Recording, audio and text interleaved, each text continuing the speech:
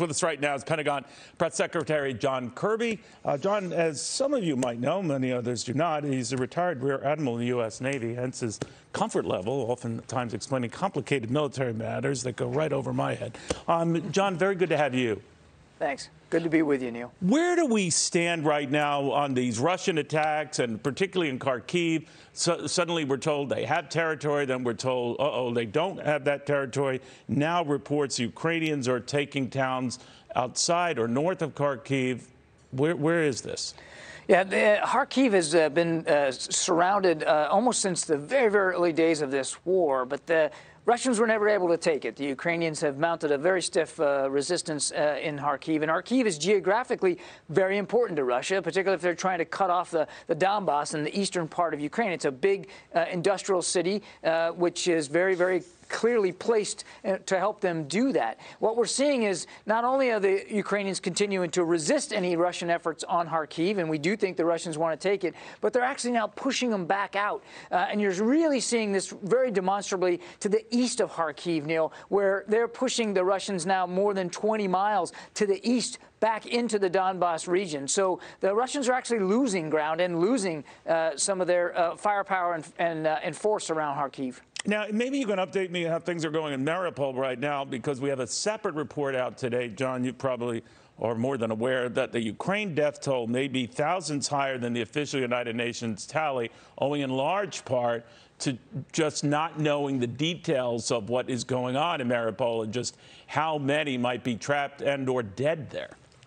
Yeah, I think, look, I mean, obviously we don't want to see anybody hurt, but I think we all need to brace ourselves for the fact that the casualties will be higher and more severe than what we think right now. And it's just difficult to know for sure because the international aid organizations can't get on the ground and stay on the ground. They've been able to help evacuate some people from that steel plant, but they haven't been able to stick around. And the damage being done by Mariupol, even today, Neil, through bombardment and missile strikes, is just devastating. And you just don't know who else is in the rubble, who else got killed in the collapse of buildings. So I think we just need to steel ourselves for potentially much more dreadful news. Now, that dreadful news would include constant poundings and attacks on Odessa, the port city, and that President Zelensky is convinced it's the Russians' way of making sure no aid gets in or people try to get out.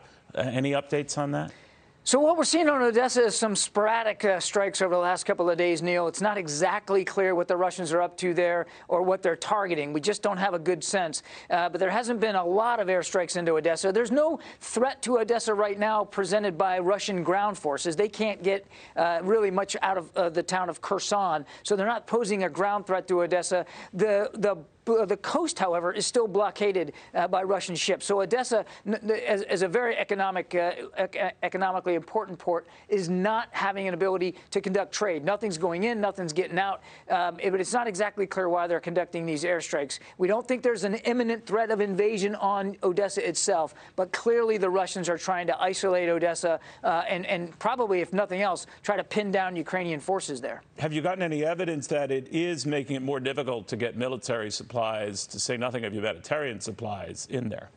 No. The shipments from the international community continue to get into Ukraine every single day. These are largely ground routes, and they change every day, multiple ways of getting stuff in there. And as far as we can see, that flow continues pretty much unabated. Separately, John, we're learning that the Russians will not attend this United Nations Human Rights Council meeting, I think slated for Thursday. Correct me if I'm wrong. A Russian spokesman had said that this is simply not a legitimate moment or a legitimate effort, that the Russian delegation will not legitimize what the Russians call a presence to show the twisted nature of this bias, an extraordinary session of which we will have no part. What did you make of that?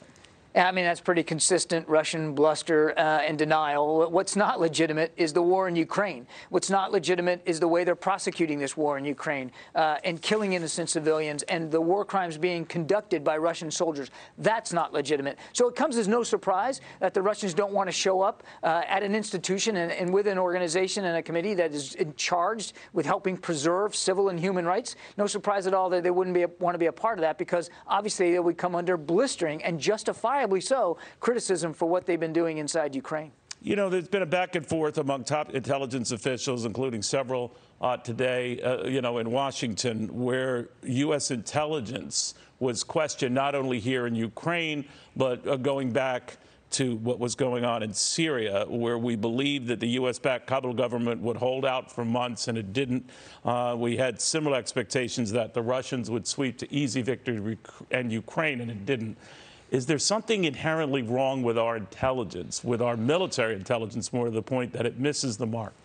Yeah, I've been around military intelligence for my entire adult life, and I can tell you it's never perfect. It's a mosaic, and you do the best you can with the information you can collect, put it together, try to analyze it. Sometimes you're closer to the mark than others. With respect to Ukraine, the United States was literally leading the world in making it clear what we saw Russia do since the fall in terms of amassing forces and their intentions to go into Ukraine. And we said it loud and clear from the podium here at the Pentagon and from all over town, as well as international capitals around the world, and particularly in Europe. And not everybody believed us at the time, but we were very right about what Russia was about to do. And we also worked hard in the lead up to that invasion. As you remember, Neil, you and I talked about this, where we declassified some of that intelligence and made that public to try to get ahead of Mr. Putin's false flag operation. So, look, it's never perfect, but there's an awful lot of effort going into it, and we're doing the best we can. And I think with respect to Ukraine, the intelligence community was certainly more right than they were wrong. You know, Senator Angus King of Maine, an independent, had said on that very subject, John, I realize the will to fight is a lot harder to assess than the number of tanks or volume of ammunition or something, but I hope the intelligence community is doing some soul searching. And I'm just wondering now, it's easy to play Monday morning quarterback on this, especially, on my part here.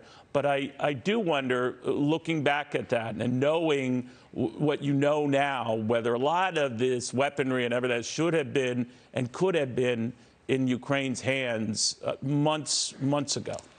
I think there'll come a day when we'll all want to take some lessons learned here and take look back and see what might have been done differently. But I would remind a couple of things. One, the Biden administration was flowing in weapons well before the invasion. The first $1 billion that the president committed to Ukraine did include lethal assistance, and that was before Putin decided to move in. Plus, we were very open and honest about what we were seeing the Russians do. And then the last point, which I don't think we keep in mind as much as we should, Neil, is the training and effort that went into getting the Ukrainians ready for this kind of war over the last 8 years. The United States, Canada, Britain, other allies really helped train the Ukrainians in small unit leadership, command and control, operational maneuver, the kinds of things you're seeing them do now. It's not just about the weapons. It's about the skills and the capabilities that they and the leadership that they're exerting on the battlefield. And that wasn't by accident. They really have transformed from a Soviet era, very Russian-dominant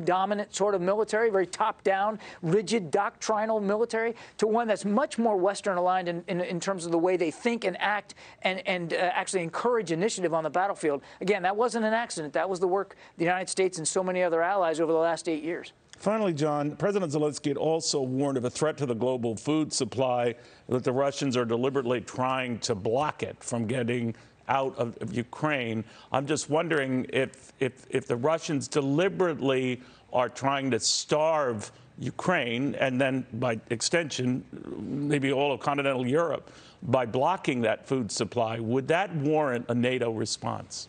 Well, I won't get ahead of NATO or what the alliance would do. Remember, the alliance is a defensive alliance, and Article 5 is triggered when there's an armed attack against a member of the alliance. It's not clear to me that a food shortage or the economic flow being stopped would trigger that. But again, I won't speak for the alliance. I do think President Zelensky makes an important point, Neil. It is not just the warfare that's being waged inside and the violence that's being waged against the Ukrainian people. He is trying to strangle the country. He's blockaded the coast on the Black Sea. Nothing can get in and out of Odessa. He's doing the same thing in the Azov Sea, too. So he's definitely trying to limit Ukraine's ability to trade with the world, which will obviously have not only an economic impact in Ukraine, but with their partners and their trade internationally. All right, John Kirby, thank you very much. Good seeing you again. Be well. Thanks, Neil. All right, the Pentagon's John Kirby. Hi, everyone. I'm Brian Kilmeade. I want you to do me a favor. I want you to click to subscribe to the Fox News YouTube page. This is the only way that I know for sure that you're not going to miss any great commentary, any great news bites, any great interviews coming your way on Fox. You can get it all here on YouTube. So subscribe right now.